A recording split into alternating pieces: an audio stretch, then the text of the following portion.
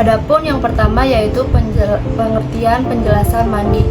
Mandi menurut fuqaha pada dasarnya mandi al-ghusl memiliki arti mengalirkan air suci ke seluruh tubuh secara merata dengan cara tertentu, merupakan salah satu cara bersuci dalam Islam. Yang kedua itu ada jenis-jenis mandi dalam Islam. Dalam agama Islam, mandi bukan hanya sekedar membersihkan diri. Mandi dalam agama Islam berarti mensucikan diri dari hadas besar dan hadas kecil yang membuat seorang muslim tidak bisa melakukan ibadah tertentu, seperti puasa dan sholat. Setelah mandi atau mensucikan diri, seorang muslim dapat melakukan ibadah-ibadah tersebut. Jenis-jenis mandi dalam Islam terbagi menjadi dua, yaitu ada mandi wajib dan mandi sunnah. Selanjutnya adalah mandi wajib. Selanjutnya ada mandi wajib. Mandi wajib itu dikenal juga sebagai mandi besar atau mandi junub.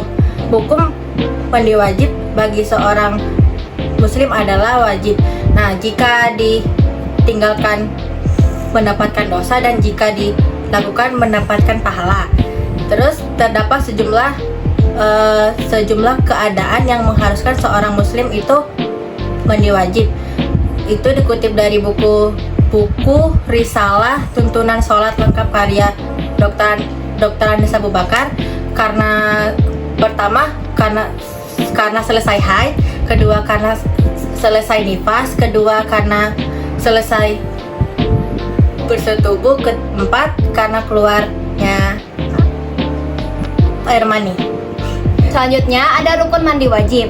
Pada dasarnya, mandi merupakan kegiatan mengguyurkan air ke seluruh tubuh, baik itu rambut maupun kulit. Hal ini ditafsirkan dalam beberapa hadis riwayat Rasulullah SAW. Dalam hadis Aisyah radhiyallahu an yang menerangkan tentang tata cara mandi wajib sesuai sunnah Rasulullah SAW yang berbunyi, "Tsumma yufidul ma'a ala jasadihi kullahi."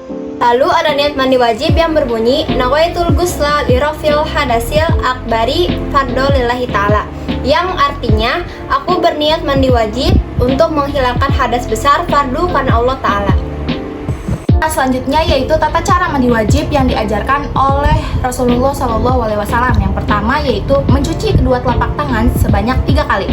Nah, yang kedua membersihkan kemaluan menggunakan tangan kiri. Yang ketiga mencuci tangan dengan menggunakan sabun atau dengan cara menggosokkannya ke tanah.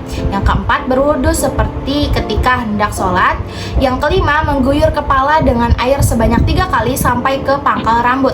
Yang keenam itu mencuci kepala bagian kanan lalu kepala bagian kiri. Yang ketujuh menyela-nyela rambut dengan jari. Yang kedelapan yaitu mengguyurkan air pada seluruh badan dimulai dari sisi yang kanan, setelah itu ke sisi yang kiri.